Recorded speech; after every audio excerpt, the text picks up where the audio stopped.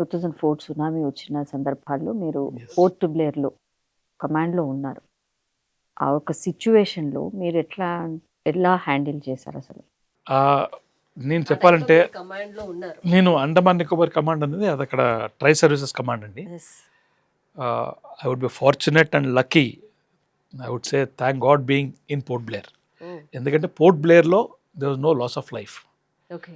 But మిగతా ఐలాండ్స్లో పోర్ట్ బ్లేర్ అనేది 700 కిలోమీటర్ స్ట్రెచ్ అండి, నార్త్ టు సౌత్. అది ఓకే. అండమాన్ నికోబార్ ఐలాండ్స్ పైనుంచి కింద వరకు 700 కిలోమీటర్స్ లెంత్. అది okay.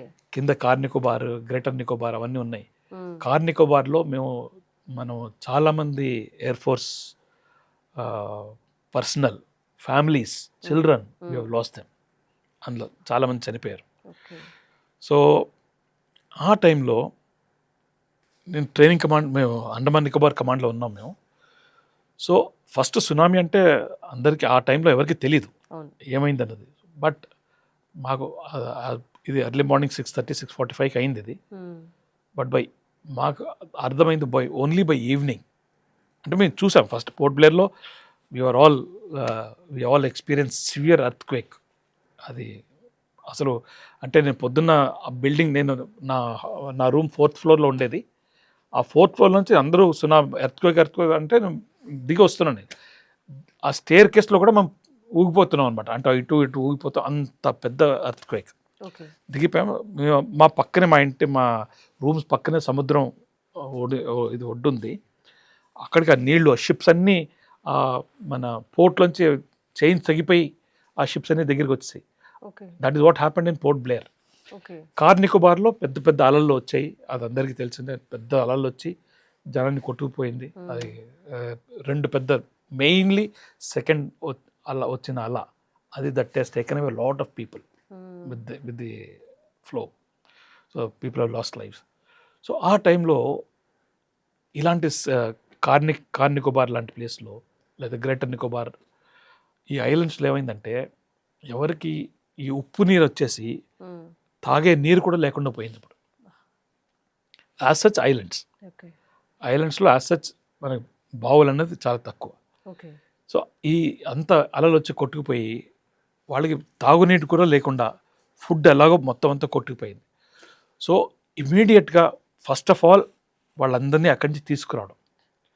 So aircrafts, air force ఏం చేస్తుంది, మేము AN-32s కానీ లేకపోతే Avros, whatever aircraft is available, అవన్నీ మెయిన్ ల్యాండ్ నుంచి ఇక్కడ తీసుకొచ్చి పోర్ట్ బ్లేర్ నుంచి మళ్ళీ తీసుకెళ్ళి ఆ ఐలాండ్స్కి వెళ్ళి కార్ నికోబార్. సో కార్ నికోబార్లో రన్వే ఉంది. హ్మ్. అక్కడి నుంచి ఆ కార్ నికోబార్లో ఉన్న జనాలందరినీ ఒక ఎయిర్క్రాఫ్ట్లో తీసుకుని పోర్ట్ బ్లేర్ తీసుకొచ్చి ఇక్కడ రిలీఫ్ క్యాంప్స్ ఆర్గనైజ్ చేశారు. అలాగే ships, naval ships, they went to all the islands wear ever there was a tsunami. అక్కడి నుంచి జనాన్ని తీసుకొచ్చి షిప్స్ అన్నీ నింపి, naval ships, coast guard ships అవన్నీ నింపి వాళ్ళందరినీ పోర్ట్ బ్లేర్ రిలీఫ్ క్యాంప్స్ తీసుకొచ్చి అక్కడ వాళ్ళ నుంచి వాళ్ళకి తిండి, food, clothes, water, medical facilities అన్నీ ప్రొవైడ్ చేశారు. హ్మ్. So this was done, and it was done for almost about 2-3 months కంటిన్యూస్గా. ఎందుకంటే మళ్ళీ రీబిల్డ్ చేసుకోవాలి కదా. ఎస్. ఆ మొత్తం అంతా కొట్టుకుపోయింది. హ్మ్. వాళ్ళు ఎక్కడికి వెళ్తారు? ఇంటికి వెళ్ళినా కానీ ఏం చేస్తారు? ఏమీ లేదు అక్కడ. వాళ్ళందరినీ రిలీఫ్ క్యాంప్స్లో ఉంచి మెల్లిమెల్లిగా బిల్డప్ చేసిన తర్వాత దాని తర్వాత వాళ్ళు వాపస్ పంపించారు. సో ఈ సునామీ వచ్చినప్పుడు రిలీఫ్ మెటీరియల్స్ అన్నీ అనేది కోఆర్డినేట్ చేయాలి. అంటే yeah! Disaster relief disaster equipment. Equipment అనేది తర్వాత విషయం. ఫస్ట్ మనకి ఎక్విప్మెంట్ లేనే లేదు అసలు అక్కడ. Okay. There was no equipment at all Okay. Disaster relief పేరు మీద. So first and foremost thing, ప్రతి ఐలాండ్ దగ్గర నుంచి ఐడెంటిఫై చేయడం what is required there. Water కావాలా, లేకపోతే ఫుడ్ కావాలా, లేకపోతే క్లోత్స్ కావాలా, మెడికల్ ఎమర్జెన్సీ. మెడికల్ ఎయిడ్ కావాలా. సో అదంతా ఇన్ఫర్మేషన్ కలెక్ట్ చేసేవాళ్ళం మేము. కలెక్ట్ చేసి దాన్ని కమాండ్లో కూర్చొని కంపైల్ చేసి again we used to okay. Task the air force, task the civil administration చెప్పేవాళ్ళం. Okay, ఈ ఐటమ్స్ మాకు తెచ్చి ఇవ్వండి మీరు, so that we can transport. Main land నుంచి రావాలి, ఐలాండ్స్ ఇవ్వండి, నేను ఏమీ లేదు అక్కడ, మొత్తం అంతా మెయిన్ ల్యాండ్ నుంచి రావాల్సిందే, చెన్నై, కాల్కటా నుంచి. సో అక్కడి నుంచి ఐటమ్స్ తీసుకురావడం, civil administration use to get, air force use to get, army use to get, navy use to get. So contributions అవన్నీ ఈ మెయిన్ ల్యాండ్కి వచ్చినవి ఎయిర్క్రాఫ్ట్ ద్వారా పోర్ట్ బ్లేర్ తీసుకురావడం, ఆర్ పోర్ట్ బ్లేర్ నుంచి మళ్ళీ ఐలాండ్స్కి డిస్ట్రిబ్యూట్ చేయడం. Okay. So this was a daily task for the command. Command. We were in daily touch with one of our officers, then Colonel Vinod Kumar అని, ఆయన now is retired as a Major General. Okay. ఆయన he was always sitting in civil administration అనమాట. So అతని deputy నేను. So మా CSO ops, so we used to give this information to them. వాళ్ళు మళ్ళీ information ఇస్తాం. మొత్తం అంతా కలిసి మొత్తం ప్రతి ఐలాండ్కి ఎక్కడ షార్టేజ్ లేకుండా we have manage the disaster. Okay. So అది that was an experience by itself. So దాని తర్వాత దాని సివిల్ అడ్మినిస్ట్రేషన్ సెట్కి ఓకే ఇది అయింది, ఇప్పుడైతే మన దగ్గర ఏమీ లేదు, so in future how do we defend it. Okay. So that is the time the civil administration ఒక దే ఫార్మ్డ్ ఎ కమిటీ అనమాట. A committee was formed when I was the member of that committee from the Andaman Nicobar command. Okay. మొత్తం command నుంచి I represented the command armed forces in part of the committee headed by one deputy commissioner, development commissioner, somebody was there, IAS officer. Atanu neenu kalisi, then the other staff were all there. Then we identified what all equipment should be there in the islands, where all it should be there, and how do we procure them. So ఇదంతా list తయారు చేస్తాం మేము, పెద్ద list తయారు చేసి దానికి మళ్ళీ టెండర్లు వేయడము. So till then I was there. So main thing was formulation of the items required, okay, identify, formulate, then procurement. So all this was done post tsunami అయిన జస్ట్ ఒక 1-2 months అయితే అందరూ దీనిలో busy, we are all there for the relief. దాని తర్వాత then for the next couple of months this part was taken up. Okay. మన dredges కావాలా లేకపోతే వాటర్స్ ఎలాగా, how do you do it. Okay. So ఇదంతా ఐడెంటిఫై చేసి we made SOP sort of thing and it went into tender action వరకు I was there. Okay. So that అంటే వెండర్స్ని పిలిచాం మేము మెయిన్ ల్యాండ్ నుంచి. We call them, tell us what you can give, what is required.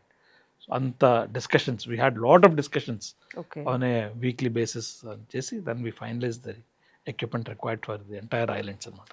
So it's a great experience. It's a great experience which I have learned a lot. Okay. So it's a learning value. అంటే disaster is one part, but learning value is tremendous. ఈ green field air base planning మరియు అనుమతులు ఎలా పొందారంటే ఏం చెప్తారు sir? ఈ ప్రక్రియను ఎలా పూర్తి చేశారు అసలు? సో గ్రీన్ ఫీల్డ్ అంటే what is mean by green field అంటే ఏంటంటే basically you are starting an air field from the scratch అంటే ఏమీ లేదు అక్కడ, అక్కడి నుంచి స్టార్ట్ చేయాలి. So that is what is called when your project is taken up from the word scratch, that is called a green field project. Like మన best example is Rajiv Gandhi international airport. It's a green field airport, ఎందుకంటే అక్కడ ఏమీ లేదు, అక్కడి నుంచి start చేశారు. So air ఫోర్స్లో 1-odd bases, there are 2-3 bases we have developed like that. One of them was taken up by me. Okay.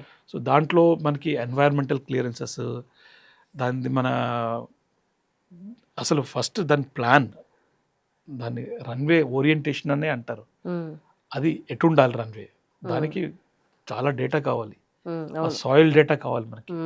So ఇవన్నీ compile చేయాలన్నమాట. కంపైల్ చేసి దాన్ని అంతా ఐడెంటిఫై చేసిన తర్వాత దాన్ని మొత్తం అంతా ఒక డాక్యుమెంట్ తయారు చేసి, మేము బోర్డ్ ఆఫ్ ఆఫీసర్స్ అంటాం అనమాట, ఆ డాక్యుమెంట్ తయారు చేయించి దాన్ని అప్రూవల్ తీసుకెళ్ళాలి మినిస్ట్రీ దగ్గరికి.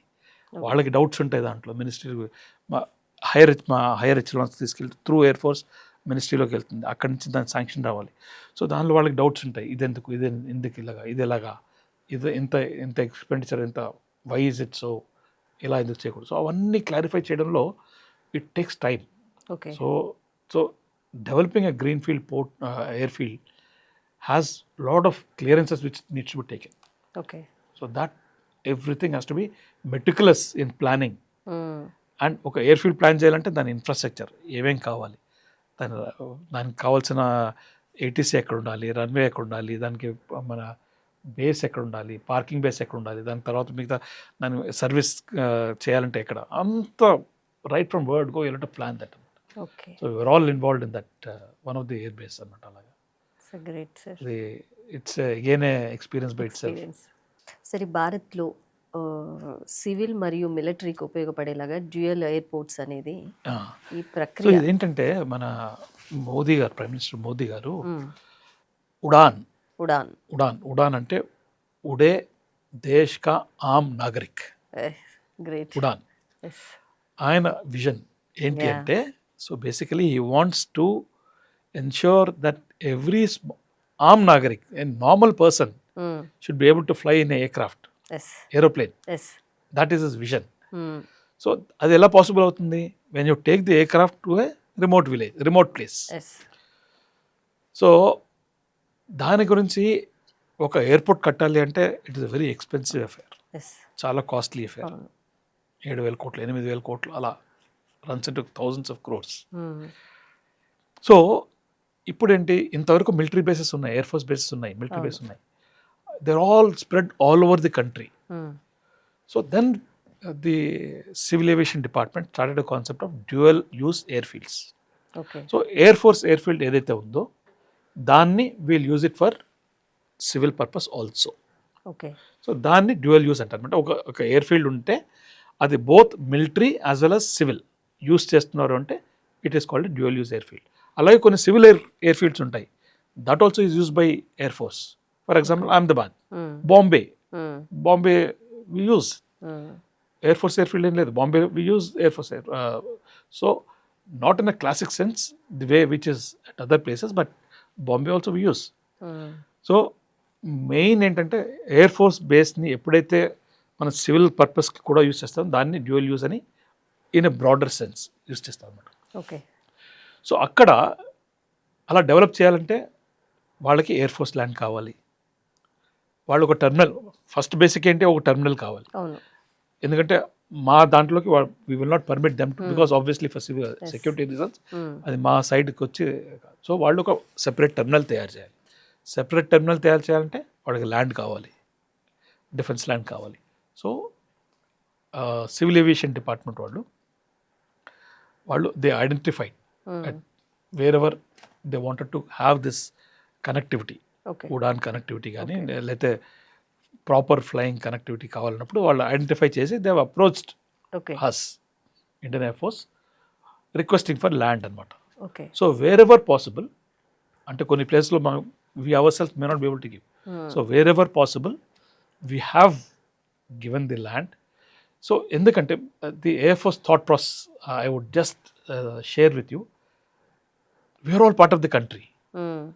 So if the country is developing economically, it is good for us. So oka state oka place ఒకసారి ఎయిర్ ఫ్లైట్స్ ల్యాండ్ అవుతాయంటే ఆటోమేటిక్గా ఆ ఏరియా అంతా ఎకనామికల్లీ కూడా డెవలప్ అయిపోతుంది. So if the Air Force can contribute in that development, why not? That is our thought process. So andukani we have facilitated at many places, almost about 30-35 places lo memo we have parted with the defense land for development of a dual air base, airfield. So alaga we have given Air Force land for that purpose. Adi ante we have agreed to give that. Finally, of course, ministry is the final authority. వాళ్ళు మాకు sanction ఇస్తారు, government sanction ఉంటుంది. But we have facilitated it basically. So that's very important. You see, at some places we have said no also, ఎందుకంటే మాకు పాసిబులే కాదు, మా దగ్గర ప్లేసే లేదు, we couldn't have given. So we didn't have that much land. So అలాగా. So but with an open mind, we have facilitated this development by giving them, మావి కూడా కొంచెం అడ్జస్ట్ చేసుకోవడం. ఆబ్వియస్లీ మనం మొత్తం అసెట్స్ ఉంటాయి కదా, దాన్ని మళ్ళీ రీలొకేట్ చేసుకుని okay you take this part, we will shift our these resources to this some other place, అది మనం చేసి then we will okay you also take off అని చెప్పి అలాగా many places we have done it. So for the national development that is the. IAF sports కంట్రోలర్గా మీరు ఉన్న సందర్భాలలో ఈ యొక్క స్పోర్ట్స్ కేటగిరీ స్టూడెంట్స్కి నేను 2 చోట్ల ఇన్ఫాక్ట్ ఎలా ప్రోత్సహించారు? సెక్రటరీ స్పోర్ట్స్ కంట్రోల్ బోర్డ్గా ఉన్నాను నేను 2 ప్లేసెస్. సో అది స్పోర్ట్స్ అనేది it is integral part of the arm forces.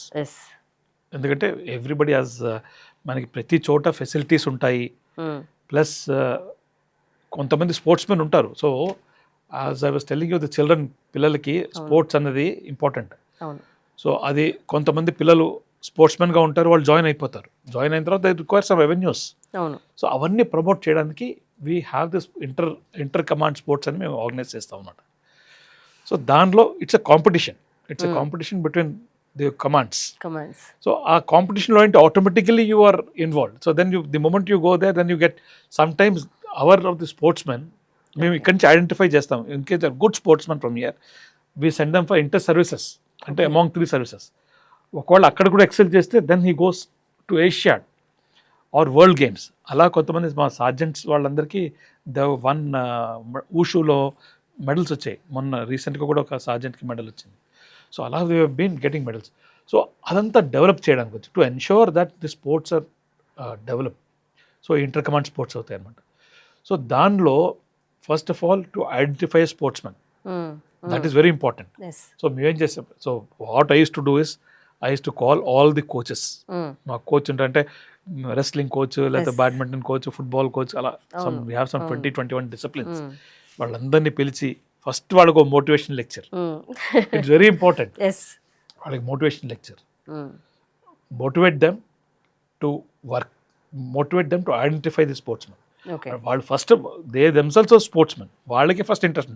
But as a secretary if you give them support then it multiplies like it. అంటే ఇప్పుడు సింపుల్ అండి, ఒక ఫిజికల్ ఎడ్యుకేషన్ టీచర్ ఉంటారు స్కూల్లో, అతనికి ప్రిన్సిపల్ సపోర్ట్ లేదనుకోండి, వస్తాడు పీటీ చేయించేస్తాడు, ఏదో 1 2 3 4 అంటాడు, అయిపోయింది, వెళ్ళిపోయింది. అదే ఒక the teacher is this principal is interested in sports, he will ensure that the children after 1 2 3 4 చేసిన తర్వాత they go and play game. So అలాగా if the secretary takes interest then the entire coaches take more interest. Arey, my secretary is taking interest, so we should give him that good talent. Identify the talent and cheppi vallandaru they supported me a lot and I used to motivate them and they brought such good boys for participating in the games. In one of the commands ma oka command lo aithe continuous ga 2 ఏళ్ళు నేను we were the toppers in the entire command. Second command lo 6th place నుంచి నేను 2nd ప్లేస్కి తీసుకొచ్చాను. So I was so lucky to just to ensure that. అంటే ఆ motivation అన్నది important. మనం ఎంత ఇంట్రెస్ట్ తీసుకుంటాం, that very important. You take interest and you will see the results. I'm sure, I mean at a larger level the same thing applies for our country also. అంటే మేము ఒక boys sports squad అని చెప్పి మేము Air ఫోర్స్లో start చేశాను. So దాంట్లో ఏంటంటే these coaches go identify the చిన్న పిల్లలు 8th క్లాస్ 10th క్లాస్ ఆ పిల్లల్ని ఐడెంటిఫై చేస్తారు. ఆ 10 years 12 years ఆ ఏజ్లో వాళ్ళని ఐడెంటిఫై చేసి వాళ్ళని మేము స్కూల్ ఒక చోట ఉంచి బాయ్స్ స్పోర్ట్స్ స్క్వాడ్ అక్కడ ఉంచి వాళ్ళకి స్టడీస్ అట్ దిస్, వాళ్ళని చదువు నడుస్తూనే ఉంటుంది వాళ్ళకి, at the same time they train them for this thing. So మా 2028 ఒలింపిక్స్లో we want to field our boys in that. So that is the aim అనమాట. సో ఆ బాయ్స్ స్పోర్ట్స్ స్క్వాడ్ మేము స్టార్ట్ చేసాం. So that is so looking forward to the next Olympics. So hopefully our children will be there to see them win medal, at least participation to start with. And hopefully in future will win medals also. College of air వార్ఫేర్లో మీరు సుదీర్ఘకాలం పనిచేయడం జరిగింది. So దాని experience అంటే ఏం చెప్తారు sir? So I was very lucky అండి. ఎందుకంటే ఈ కాలేజ్ ఆఫ్ ఎయిర్ వార్ఫేర్లో నేను చీఫ్ అడ్మినిస్ట్రేటివ్ ఆఫీసర్గా వచ్చినప్పుడు ఒక ప్రాజెక్ట్ మినిస్ట్రీ వాళ్ళు అగ్రీ చేశారు. ఒక 300-400 crores ప్రాజెక్ట్ శాంక్షన్ చేశారు వాళ్ళు. సో దాని డిజైన్ అంతా మేము చేయాల్సి వచ్చింది అనమాట. అంటే ప్రతి బిల్డింగ్ అంటే ఒక 200 acre ల్యాండ్లో 200 acres ల్యాండ్లో మేము we had to design the entire buildings. అంటే మన ఫ్యాకల్టీ కానీ మాది కాలేజ్ ఆఫ్ ఎయిర్ వార్ఫేర్ అంటే basically educational institution for training the senior officers అనమాట. సో దానికి ట్రైనింగ్ ఇవ్వాలి. సో దానికి కావాల్సిన క్లాస్ రూమ్స్, దానికి కావాల్సిన ఇన్ఫ్రాస్ట్రక్చర్, దానికి కావాల్సిన ఆఫ్ కోర్స్ మేము అందరం ఒకటే చోట ఉంటాం కాబట్టి married accommodation, then sports facilities, ఇదంతా ఆ 200 acres ల్యాండ్లో దాన్ని ఒక పద్ధతి ప్రకారం డిజైన్ చేసి ప్రతి బిల్డింగ్, ప్రతి రూమ్ దాన్ని ఐడెంటిఫై చేయడానికి I was very lucky to get an opportunity like that to design the entire college okay infrastructure for this college. So that will take shape. అంటే ఇప్పుడు ప్రస్తుతానికి మేము మొత్తం అంతా ప్లాన్ తయారు చేసి మేము మినిస్ట్రీకి ఇచ్చాము. Okay so it will take shape in couple of years from now. Yeah so దాన్ని once it comes out, so మా ఇంటెన్షన్ ఏంటంటే it should be a unique infrastructure అని చెప్పి మేము దాని మొత్తం డిజైనే అలా తయారు చేస్తాం, యునిక్ డిజైన్ తయారు చేస్తాను. Okay so once it comes up then will get to see the unique design, the entire country will get to see the yes unique design yes what you created. సరే so it is a very big good experience of again మనం అక్కడ ఒక green field airport గురించి మాట్లాడుతున్నాం కదా, అవును this is similar okay project అనమాట. Okay. Very satisfied with it. సరే మీ త్రూ అవుట్ యువర్ జర్నీలో ఒక మర్చిపోలేని గుర్తుండిపోయే హ్యాపీయెస్ట్ మూమెంట్ అంటే ఏం చెప్తారు? సంఘటన, proud moment also. See one is the best fighter కంట్రోలర్గా నాకు ఎప్పుడైతే అవార్డు వచ్చిందో 1995లో, గ్రేట్ గ్రేట్ సార్. సో అది that is one of the proud moments for me, because మొత్తం ఫ్రాటర్నిటీలో ఒక బెస్ట్ ఫైటర్ కంట్రోలర్ అనిపించుకోవడం అన్నది it is a very big achievement for me. Yes so I felt very proud of that moment. That is one. Okay Then commissioning itself to wear the pips of a pilot officer on our shoulders, that is the most proud moment for any, not only for me, for any service officer. Okay Pips వేసుకుంటే first day of commissioning, yes the day we are given the pips of shoulder మీద responsibility వస్తుంది కదా. So that's the proudest moment for us join అయినప్పుడు. అది that is one. But yes, later on when I got the best fighter controller trophy, లేకపోతే then after that then మా commendations వచ్చాయి నాకు 2 సార్లు. Chief of air staff commendations. When you are recognise for the good work done, the proud moments, very happy moments for us. Great sir.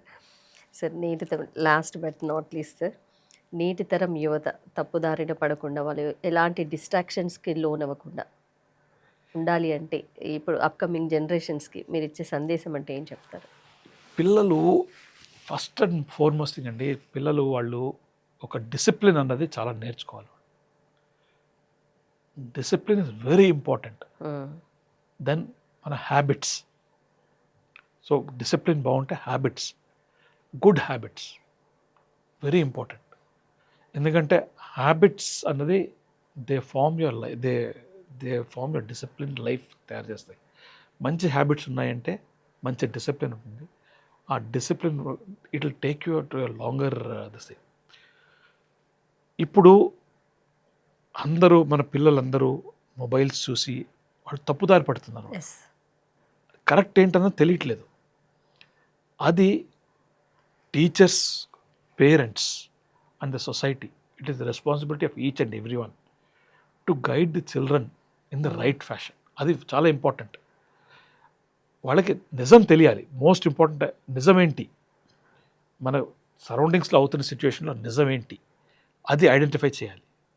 Then డిసిప్లిన్డ్గా ఉండాలి. Habits form చేసుకోవాలి, మంచి habits form చేసుకోవాలి. ఇవి 3 వచ్చినప్పుడు ఆటోమేటిక్గా the product of these 3 good things will be a good citizen of the country. వాళ్ళు opportunities plenty, there are plenty of opportunities for the children. ఆ ఆపర్చునిటీస్ని మన క్యాలిబర్ ప్రకారము ఐడెంటిఫై చేసుకోవాలి. అది చాలా ఇంపార్టెంట్. అంటే మన ఇంట్రెస్ట్, ఆ ఇంట్రెస్ట్ని మనం as parents also they should support the interest. అది important. Yes some time the child says I don't want to become an engineer or a doctor, but the parent should support that. Yes, అంటే ఒకప్పుడు engineer, doctor తప్ప ఇంకేమీ ఆలోచన ఉండేది కాదు. అవును, but ఈ రోజుల్లో మల్టిపుల్ మల్టిపుల్ ఆపర్చునిటీస్. స్టార్టప్స్, మన దేశంలో స్టార్టప్స్ తక్కువ.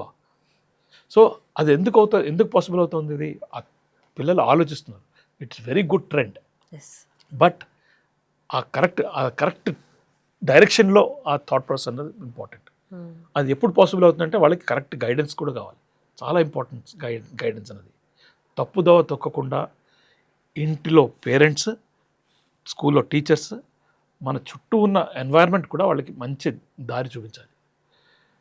నెక్స్ట్, ఫెయిల్యూర్ అన్నది గెలవగలగాలి. We should be able to sustain failure. అంటే మనం గేమ్ ఆడుతున్నాం అనుకోండి, ఒక గేమ్ ఆడితే ఎవరో ఒకళ్ళే విన్ అవుతారు. మనం బ్యాడ్మింటన్ ఆడితే ఎవరో ఒకళ్ళే విన్ అవుతారు. But the child should be able to face the failure and overcome that. Yes. Very important. Yes. If you cannot face the failure, then you go into a wrong step. That is what is happening about all this.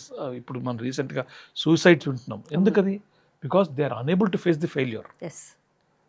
Stress, అరే stress అరే ఎందుకు stress? What is the stress? Why should the children be stressed? No, don't have stress. The opportunities are plenty for you now. So ఆ stress అనేది తీసేసుకోవాలి మనం ఆ లైఫ్లోంచి.